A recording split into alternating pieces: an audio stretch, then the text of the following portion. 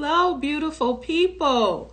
I am Kendéll Lenice, your host for Sheen Talk Live. Hey, Laura. Hey. I am here and I am excited. Hi, everyone. Welcome to Sheen Talk Live. I am your host, Kendéll, and we have a good show. A good show for you today, an amazing guest. So all you math lovers, you need to stay right here. I have Assata Moore coming, and she is going to blow your mind with math.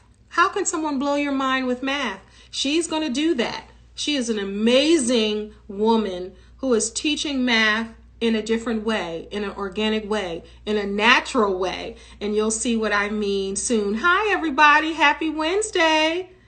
Hi, welcome. While we wait for Assata, let me know what state you're in. Drop it below. What state are you in? Happy Engineer Week. I didn't know that was a thing. Happy Engineers Week. Yes.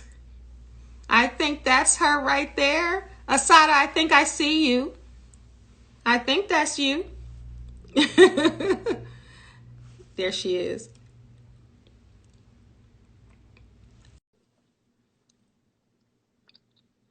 All right. Okay, yep. I just requested her, Laura. Thank you.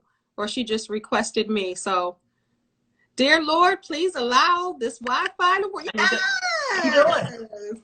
Hi. How's it going? Hi, beautiful. How are you? I'm fantastic. Thank you for having me. You're welcome. I love your earrings. Oh, thank you. Thank you. I do. And when I look at your earrings and we talk about math, I think about, remember back in elementary school when we had the math, the board, the key. Yes. Yes. The counting. Exactly. Yes. The abacus thing with the pieces on it. Yes. Exactly. But how are you? I am doing fantastic. How are you? I am well. Let me tell you, I was asked to do this interview with you, and when I began to just see what you were doing, yes, I was like, oh yeah, I definitely want to speak to her. My daughter, real quick, she's getting ready to graduate in May with her degree in education, elementary education. yes. So, and she's at a school right now. So I was like, I got to talk to her. She's at a school right now. And in her school, she's doing her student teaching. This is the last semester. You know what that's like. Yes, I do. And no one, hear me, no one in the school looks like her. No teacher, no student. It's like two students who may be biracial. She thinks that's it. The entire elementary school, Maryland. Wow. But it's in Carroll County, Maryland, which you can. It's different. It's different. That's the other person's that other person that was in the White House. It's his group. I'll just say. I don't even say his name. That other one. Person. Right. But welcome. Why, thank you so much for being here. I'm glad to be here. Absolutely. All right. For those that don't know, this is Assata Moore, and I just want to read what I have here. She's a mathematical genius, I'm hearing. She's currently partnering with urban intellectuals to expose educational platforms, followers to her math historical education program, the Math Genius. Families have already begun signing up for instructional guide to understanding math better. And she uses historical facts from African civilization to allow children to know that math was invented at its core by our people. Yes. Brilliant. Yes, we are. Brilliant. As you can see, I'm a little excited, you know. I am too. I love it. Yes. But you know, when I think about you and you saying, and I just want to make sure I have it right. You said math is the blackest thing ever. Yes, indeed. Let's talk about that. Let's just jump right in. Right. And so when you start with mathematics and its origins, you have to go back 40,000 years ago to the LaMailede Mountains in South Africa. And what you will find a bone with carvings on it that matches the lunar calendar, which shows that it was a Black woman that first started using mathematics, because what that represents is that she was using it to track her cycle. You go 1,000 years after that, and you're in Central Africa, where you have the Ishango, and on the Ishango bone, you have these odd number carvings and these other groupings of numbers that shows that we were getting into more complex forms of mathematics 25,000 years ago. And then you go further up the Nile into Northern Africa, and you enter Egypt, or what they call Kemet, meaning land of the Blacks. And in land of the Blacks, and everyone knows these pictures of those three big pyramids, right? Khufu, Khafre, and Menkaure. Those are the names of those pyramids. And in those pyramids, you see mathematical calculations with precision that matches mathematicians of NASA of today. And so all of that going back 40,000 years ago, it is the blackest thing ever. We gave the world the most beautiful language of the universe, mathematics.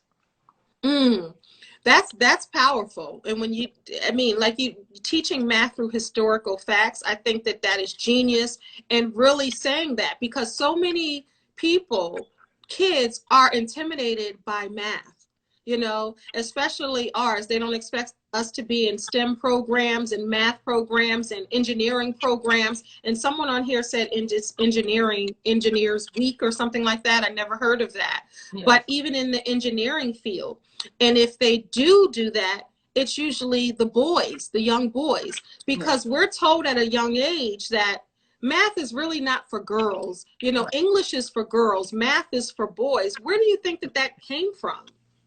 I mean, we have to be very explicit with saying that it is intentional. And so it is intentional that textbooks, that the whole school curriculum says to little white people this: you are brilliant, you created everything, you invented all the mathematics and the science, albeit a lie, but this is what it tells them. You are the most beautiful thing ever, you will be great, and you will rule everyone else.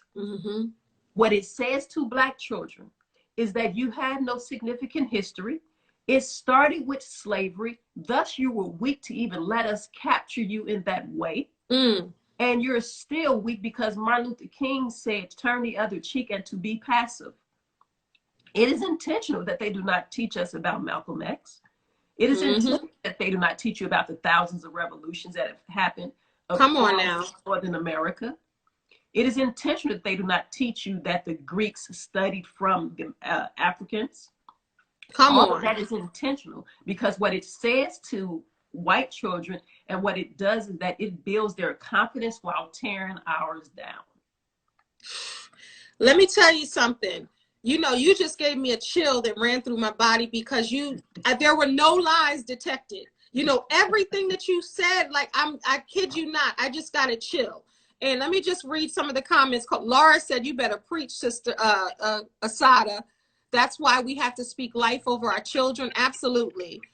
Everyone is watching. Please DM this live to your friends. That's right.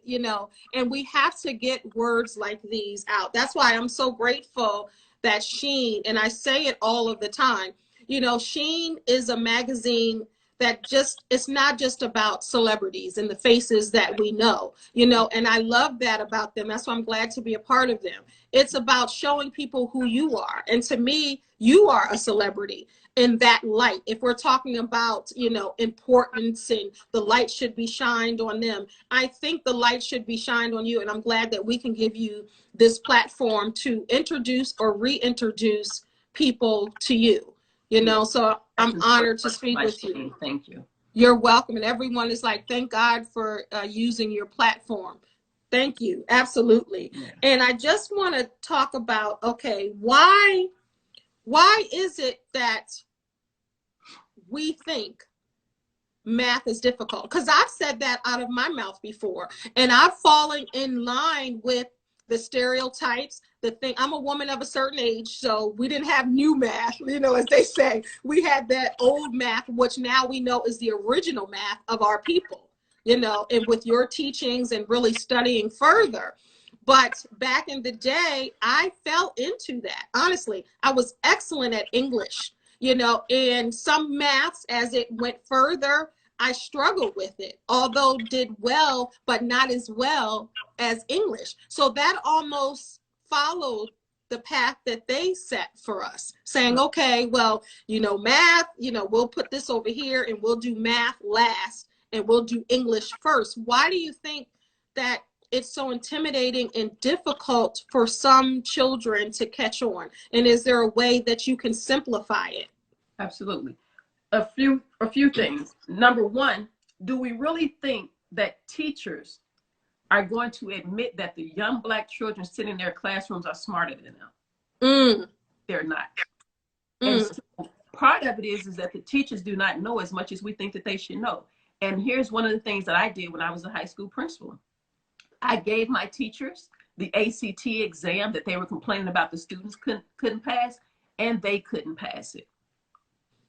And so what I started to do was, when I started to hire teachers, I gave them their subject area to test on, and that was part of their hire requirement. Because how can you bring our children to greatness if you aren't there yourself and you can't even see it and imagine it? And you're certainly not going to admit that those children sitting in front of you are smarter than you. That's first and foremost. Secondly, is that it is not difficult, and it's that people don't know how to relate things to real life. So I can take a young person and I can show them addition, 2 + 2 + 2, and you can have a 3 or 4-year-old do that. I can then take that and do that to 2 times 3, which is what it is. I can do 3 times 3, 3 squared. I can work with exponents. I can take that to logarithms, roots.